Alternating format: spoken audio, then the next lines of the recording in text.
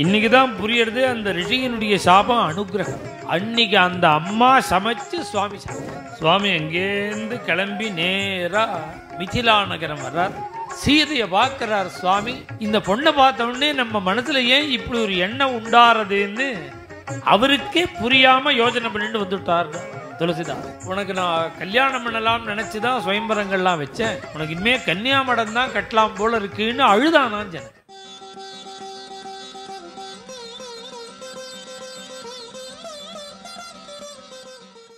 சாபஸ்யாந்தமுபாகம்யே தேஷாம் தர்சனமாகதா. விஸ்வாமித்திரர் முன்னிட்டு அந்த ஆசிரமத்துக்குள்ள சுவாமி பிரவேசிக்க கல்லாயிருந்த அகல்ய பவித்திரமாகி தன்னுடைய நிஜ ரூபத்தில் எழுந்துண்டு சுவாமி அப்படி சாபஸ்யாந்தம், சாபத்தினுடைய முடிவு. இத்தனை வருஷமாக எத்தனை யுகமாக கிடக்காலோ இப்போ ஸ்வஸ்வரூபத்தோட கூட அப்படி எழுந்துட்டால்னா அகல்ய. துளசிதாஸ் ராமாயணம் சொல்கிறது என்ன சொல்கிறான், எழுந்துண்ட உடனே அகல்ய ராமரை சரணாகதி பண்ணா. இந்த முனிவருடைய சாபம் கொடுமையான சாபம், யாராலையும் மாற்ற முடியாத சாபம். இப்படி கஷ்டம் வந்துடுதேன்னு இத்தனை நாளாக தப்பிச்சுட்டு இருந்தேன் ராமா. இன்னைக்கு தான் புரியுறது அந்த ரிஷியினுடைய சாபம் அனுகிரகம். ஏன்னா அப்படி ஒரு சாபம் வந்ததுனால தானே உன்னோட சரணம் எனக்கு கிடைச்சதுங்கிற அப்படின்னு ஸ்தோத்திரம் பண்ணினான்னு துளசிதாஸ் ராமாயணம்.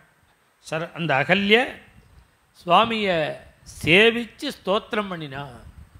ஆனால் வால்மீகி ராமாயணம் அப்படி சொல்லலை.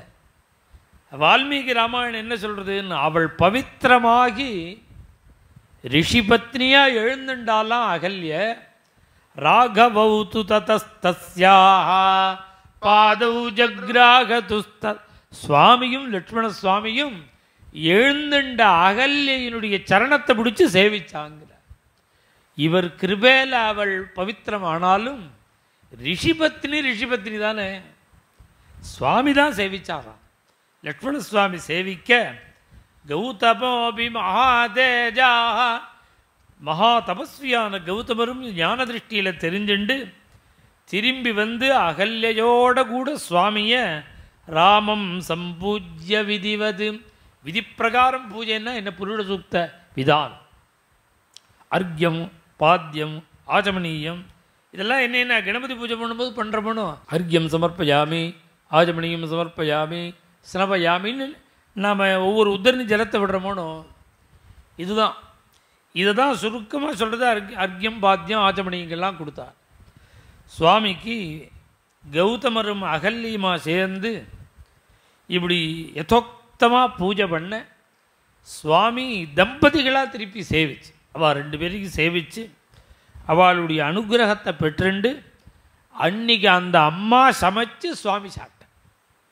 அவளுடைய பிரசாதத்தை ஸ்வீகரிச்சுண்டு சுவாமி அங்கேருந்து கிளம்பி நேராக மிதிலா நகரம் வர்றார். இமௌ குமாரவு பத்ரந்தே, விஸ்வாமித்திரர் வர்றாருன்னு தெரிஞ்சுண்டு ஜனக மகாராஜா எதிர்கொண்டு அழைக்கிறார். எப்படி விஸ்வாமித்திரர் வந்தபோது தசரத சக்கரவர்த்தி பூர்ணகும்பம் கொடுத்து வரவேற்றாரோ அதே போல் ஜனகனும் பூர்ணகும்பம் கொடுத்து வரவேற்கிறான். இமௌ குமார் பத்ரந்தே, அந்த அந்த ரிஷியை பார்த்து உங்களுக்கு மங்களம் உண்டாகட்டும். இந்த குழந்தைகள் யார்? இமௌ குமாரம்.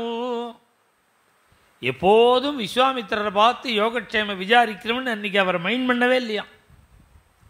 இந்த குழந்தைகளை பார்த்தா அவகிட்ட தான் திருஷ்டி. ஏன் அப்படின்னா அவனுக்கு கல்யாணத்துக்கு ஒரு பொண்ணு இருக்கிறதுனால இந்த பையனை பார்த்தா அந்த திருஷ்டியில் பார்க்குறான். ராமரை பார்க்கும்பொழுதே சீதையை மனசில் வச்சுட்டே பார்த்தானா. இது என்ன ஆச்சரியம்னா சத்புருஷாலுடைய ஹிருதயம்லாம் ஒன்றா இருக்கும். இந்த யஜ்ஞ சம்ரட்சணத்துக்கு இப்போ விஸ்வாமித்திரருடைய அந்த ஜனகனுடைய அரண்மனைக்கு வரத்துக்கு நாளே சுவாமி வந்துட்டார் மிதிலா நகரம். முதல் நாளே மிதிலா நகரம் வந்து இப்படி மிதிலா நகரத்தை இப்படி சுத்துறார் ராஜவீதியை. ஜனகனுடைய அரண்மனை வழியாக வர்றார். மாடியில் சீதாதேவி நிற்கிறார். சீதையை பார்க்கிறார் சுவாமி. க்ஷண நேரம் சுவாமி மனசு சலிச்சுதான், ஆடினுதான். உடனே ராமர் அவரே தன்னை ஆத்மசோதனம் பண்ணிக்கிறார். நமக்கு இந்த பொண்ணை பார்த்த உடனே ஒரு அதியான ஒரு பிரீத்தி ஏற்படுறது சுபாவமாக. நமக்கு அது மாதிரி சித்தம் சலிக்காது. இந்த பொண்ணை பார்த்த உடனே நம்ம மனசில் ஏன் இப்படி ஒரு எண்ணம் உண்டாறதுன்னு அவருக்கே புரியாமல் யோஜனை பண்ணிட்டு வந்துட்டார் துளசிதாஸ். இப்படி இவர் வரும்பொழுது தான் சீதையும் வந்தா. சீதை எப்போ வந்தா? சீதையை ஏன் இவர் பார்க்க முடிஞ்சதுன்னா, அன்னைக்கு தான் ஜனகன் சீதையை கூப்பிட்டு, சீதை உனக்கு நான் கல்யாணம் பண்ணலாம்னு நினச்சி தான் சுயம்பரங்கள்லாம் வச்சேன். வீரனில்லாத பூமியாக போயிடுத்து இந்த பூமி, உனக்கு கல்யாணம் பண்ண முடியாது, உனக்கு இனிமேல் கன்னியாமடம் தான் கட்டலாம் போல இருக்குன்னு அழுதானான் ஜனகன். மேலும் இது போன்ற சிறப்பான நிகழ்ச்சிகளை காண இப்போவே லைக் பண்ணுங்க, ஷேர் பண்ணுங்க, மறக்காம சப்ஸ்கிரைப் பண்ணுங்க.